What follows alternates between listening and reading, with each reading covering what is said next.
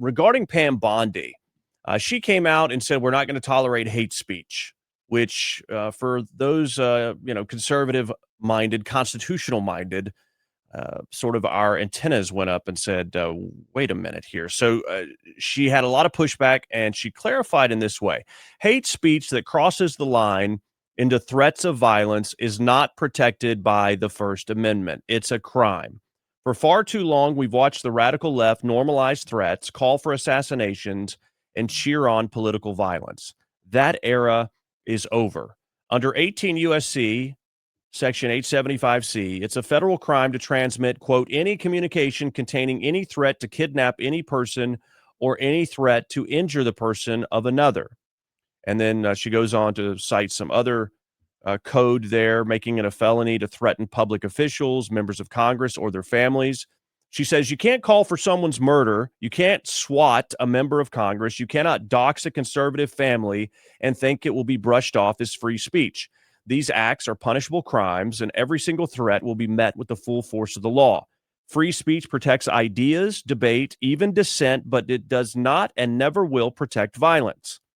It's clear this violent rhetoric is designed to silence others from voicing conservative ideals. We will never be silenced, not for our families, not for our freedoms, and never for Charlie. His legacy will not be erased by fear and intimidation. All right, I want to welcome in Seth Woodall here. Thank you, Seth, for joining us today to talk about this.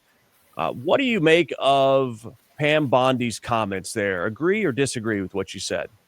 Well, I'm going to assume that she somewhat misspoke Monday when she was on the podcast and made that statement. She came back yesterday and tried to clarify what hate speech is. So hate speech in itself is protected by the United States Constitution, and it has been challenged a number of times at the federal level, going up to the United States Supreme Court. And there's a very high burden to prove what hate speech can and cannot, or what rises to the level of hate speech that can be suppressed.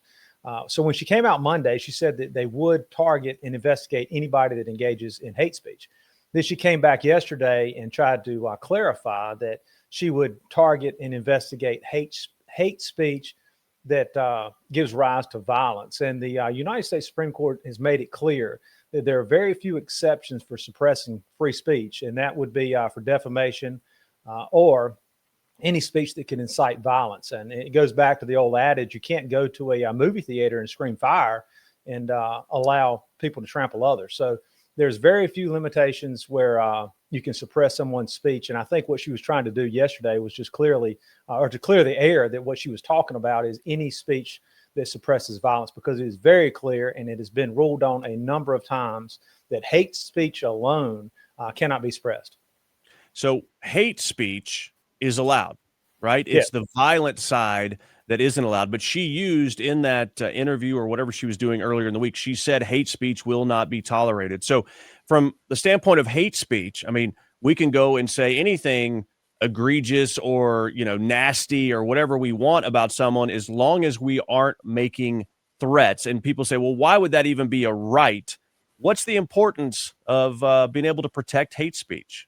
Well, our founding fathers believed that we should be able to have free speech. And the First Amendment says that the Congress shall not pass any laws that would suppress speech, and hate speech has been held to be appropriate. So she did, in fact, on Monday say that she would target hate speech. And in that alone, just taken by itself, the term hate speech cannot be suppressed by the Department of Justice or any law enforcement agency in this state or any other state.